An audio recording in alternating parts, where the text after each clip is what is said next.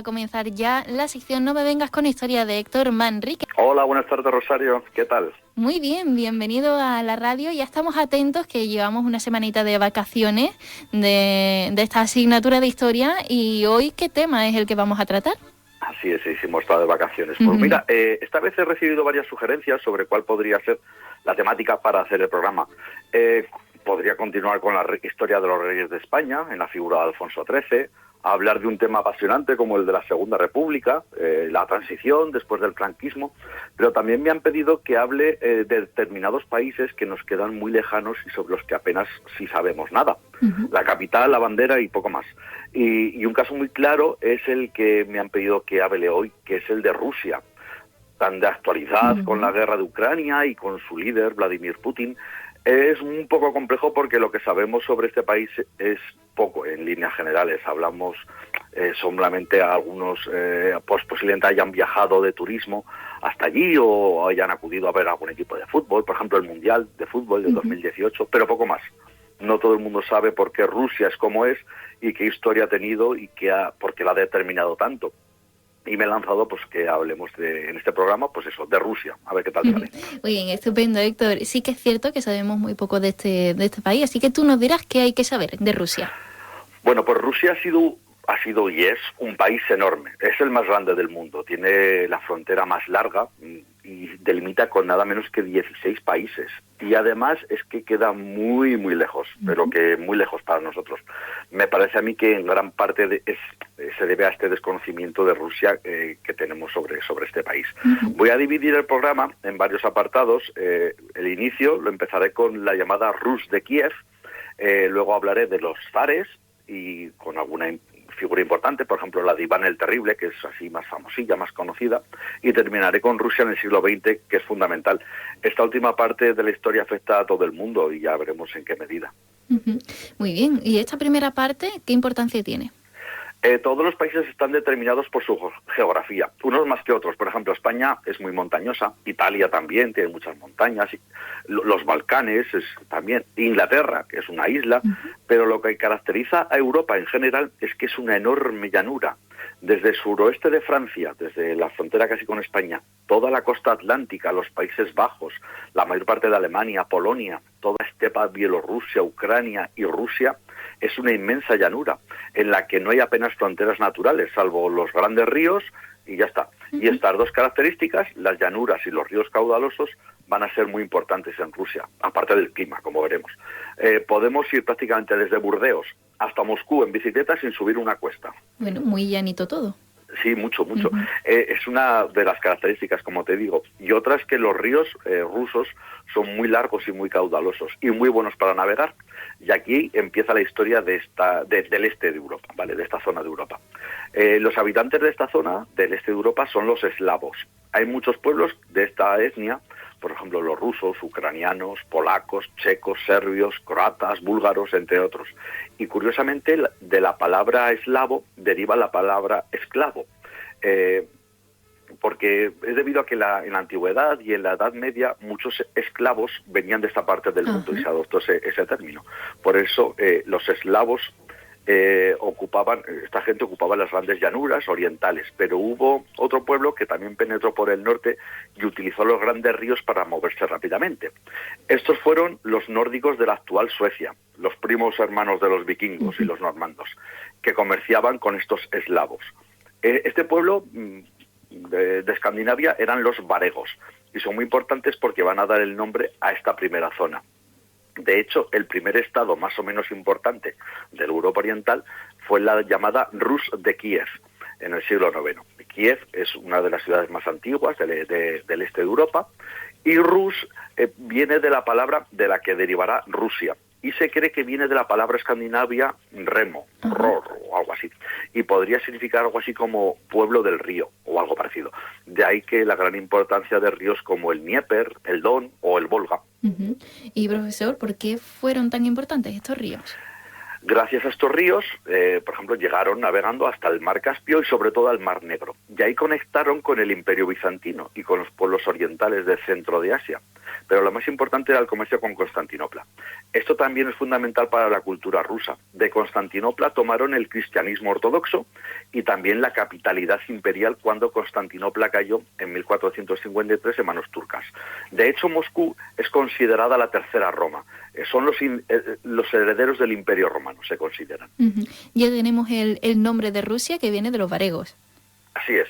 Es por ello que los rusos consideran a Ucrania, la actual Ucrania, como cuna de su país y de su cultura, porque todo viene de esta Rus de Kiev y también de los varegos que van a venir de la primera, y también de los varegos va a venir la primera dinastía de reyes y príncipes de los territorios rusos, que son la dinastía rúrica, descendientes de un tal Rurik, un jefe varego de mediados del siglo IX, que está en medio camino entre la historia y la leyenda. Todo lo que parece claro es que en estos términos que venían de Escandinavia. Todos los eslavos están ya conectados con esta llamada Rus de Kiev. Y de esta época son importantes figuras como Olga de Kiev, su hijo, Sviatoslav I de Kiev o Vladimir II Monómaco, reyes importantes. ¿Y cuál es la segunda parte importante que corresponde a Rusia? Otra de las situaciones que va a influir en Rusia va a ser su fragmentación después de la Rus de Kiev en el siglo XI. Se dividen en 12 estados diferentes y gracias a esto es mucho más fácil lo que ocurre a continuación, y es que es la invasión de los mongoles de Genghis Khan en el siglo XIII. Esto es determinante. Durante 2 siglos los mongoles dominaron los principados eslavos y les cobraban impuestos. Estos príncipes rusos tenían que ir a la capital mongol de turno a ver al Khan de turno a que le permitiera gobernar en su territorio y se tenían que trasladar prácticamente hasta China. Es en esta época cuando empieza a ganar peso una ciudad que se había fundado poco antes, que es Moscú. Los rusos, divididos, no pudieron hacer frente a las hordas mongolas, a los mongoles, y los polacos por el oeste y los suecos por el norte. En fin, todos ocuparon grandes territorios rusos durante décadas. En esta época hay nombres como, por ejemplo, Alexander Nevsky, que es un héroe, un príncipe ruso que luchó contra suecos en la batalla del río Neva, de ahí le viene el nombre de Nevsky, el señor del Neva, y contra la orden teutónica alemana. Esto es en la batalla del hielo, donde la caballería teutónica se hundió en un lago helado, era en invierno, y se hundió allí en el lago, y ganó el ejército ruso.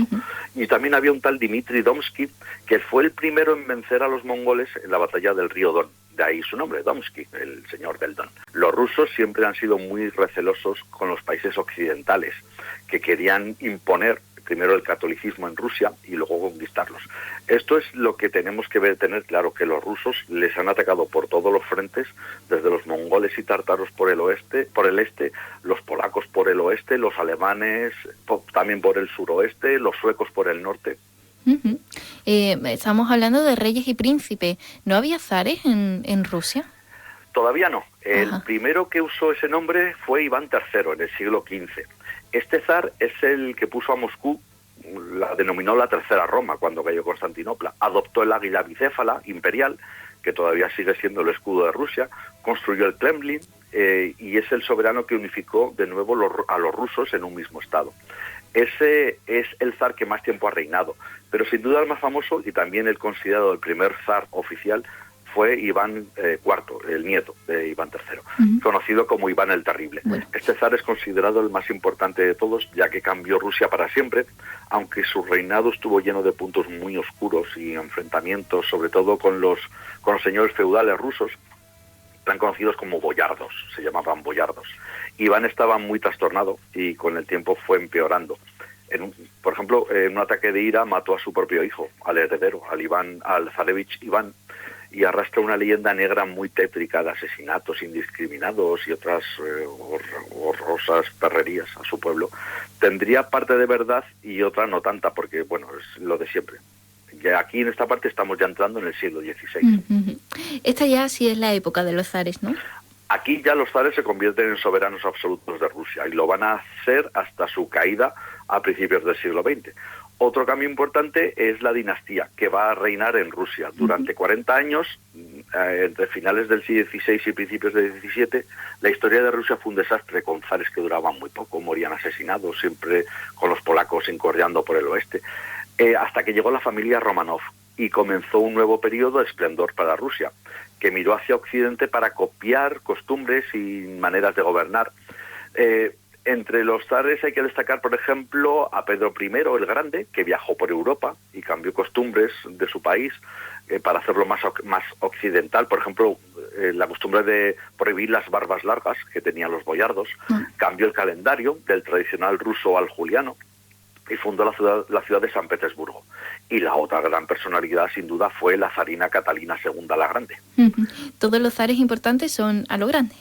Sí, y con razón. La figura de Catalina, por ejemplo, es determinante para Rusia en su época, más o menos a mediados del siglo XVIII hasta finales. Su historia es curiosa. Ella era una princesa alemana que se casó con el zar Pedro III, pero estuvieron siempre liados con sus amantes, cada uno con los suyos. Y cuando el zar quiso repudiarla, Catalina se adelantó y promovió un golpe de estado para arrebatarle el poder a su marido, y eso hizo, le quitó el poder, lo mandó matar, y con ayuda de su amante, Grigori Orlov, un general, y otros generales rusos, se convirtió en una de las soberanas más importantes de Europa en su tiempo. Catalina la Grande. Sí, exactamente. ¿Y hubo también otras en Rusia? Sí, sobre todo en el siglo XVIII, Ana, otra Catalina I, Ana I. En el siglo XIX, ya en el siglo XIX empezó como empezó con el resto de Europa, con Napoleón intentando conquistar medio continente. Esto es más conocido como la invasión de Rusia por Napoleón. Exactamente, es muy conocida la marcha del ejército imperial francés, o la Grande Armée, que se adentró en junio de 1812 con casi 700.000 soldados y salió a finales de ese mismo año con apenas 90.000. La táctica rusa fue la de dejar avanzar al ejército francés en su territorio, pero sin dejar nada atrás. Es la política de tierra quemada. Cuando quiso darse cuenta, Napoleón estaba en mitad de Rusia, con el invierno horroroso ruso encima y sin nada con que alimentar a su ejército. Es lo mismo que le pasó a Hitler, como bien se sabe, a los nazis, 130 años después. Y en la historia más reciente, Héctor, ¿cómo ha sido la historia de Rusia en el siglo XX? Hay que empezar diciendo que Rusia fue un país muy atrasado y casi feudal hasta que abolió la servidumbre en 1861. Pero la población seguía siendo muy pobre y principalmente rural, apegada a la tierra. Los zares se sucedían, intentaban modernizar el país, pero sin soltar el poder de sus manos, por supuesto. Y así llegamos al último de los zares, que fue Nicolás II Romanov. Este fue el zar, pues por ejemplo, del monje Rasputín, que ya es famoso. Rusia, durante la Primera Guerra Mundial, pues Nicolás fue su zar. Es el zar que también sufrió las dos principales, la de 1917, la de febrero, que le derrocó del poder y le convirtió a Rusia en una república, y la de octubre, con la que vencieron los bolcheviques y que a la postre significó pues el inicio de la terrible guerra civil, que tuvo como consecuencia pues el fusilamiento de la familia imperial rusa. Esto hace referencia también a la leyenda de Anastasia, ¿no? Sí, Anastasia fue una de las hijas del zar Nicolás II y dice que se dice que sobrevivió al fusilamiento. Una tal Anne Anderson, en los años 20, dijo que era ella, que era Anastasia, y que había sobrevivido. Y vivió del cuento toda su vida. Pero no, era todo mentira, no era verdad. Un dato curioso de Rusia en el siglo XX es que es el país que ha cambiado 5 veces de nombre. Empezó como Imperio Ruso, pasó a ser República Rusa, luego se denominó República Socialista Federativa Soviética Rusa, con la Revolución de Octubre. Después pasó a llamarse Unión de Repúblicas Socialistas Soviéticas, la URSS de toda la vida. Luego, tras la desaparición de la URSS, se creó la efímera Confederación de Estados Independientes, la CEI, y por último, cuando esta acabó, la actual Federación Rusa. En el siglo XX Rusia se caracteriza por la llegada al triunfo y el triunfo del comunismo, y se convierte tanto en referente de los movimientos comunistas de todo el mundo como en enemigo a batir tanto por parte del fascismo de Hitler en su momento como del capitalismo de Estados Unidos tras la Segunda Guerra Mundial. Con el fin de esta guerra, Rusia, que ya era la URSS, se convierte en el líder del bloque comunista del Este y considera a Occidente, sus antiguos aliados en la guerra, como sus verdaderos enemigos. En este tiempo, es el tiempo pues a principio de Lenin, luego de Stalin, de Khrushchev, de Brezhnev, El principal dirigente fue Stalin, desde luego, que tiene una historia terrible a sus espaldas de asesinatos, deportaciones en masa a Siberia. En fin, la URSS se enfrenta a los Estados Unidos en la llamada Guerra Fría tras la Segunda Guerra Mundial y gracias a su arsenal nuclear, que era enorme, consigue convertirse en una superpotencia. Pero económicamente el comunismo fracasó y la URSS pues colapsó en el año 1990, 91 más o menos. Y la crisis de identidad de este momento, de esta crisis de identidad que fue terrible en los años 90, surgió la figura, por ejemplo, de Vladimir Putin a final de siglo, un antiguo agente de espionaje oscuro, soviético, del KGB, que intenta llevar a Rusia pues a un puesto determinante a nivel mundial, pero claro, a base de intimidar a todos sus vecinos, como los ucranianos o las repúblicas bálticas. Parece que hay un intento por parte de este señor de querer volver a tiempos del Imperio ruso y que todo sea como esa Rusia imperial y enorme. En fin, veremos cómo transcurre porque la situación está siendo un poco delicada en este momento. La verdad que sí. Bueno, y hasta aquí el programa de hoy, ¿no?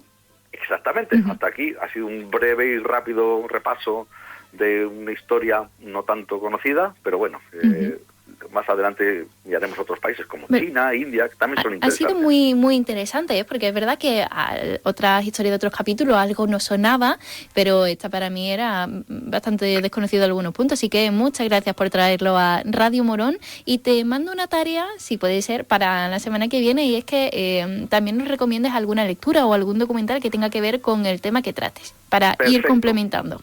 Me parece muy bien, acepto el reto y el próximo día haré alguna propuesta para visualizar. Estupendo, pues muchísimas gracias, Héctor Manrique, por este espacio de No me vengas con historias. Venga, un saludo muy grande. Hasta luego. Saludo.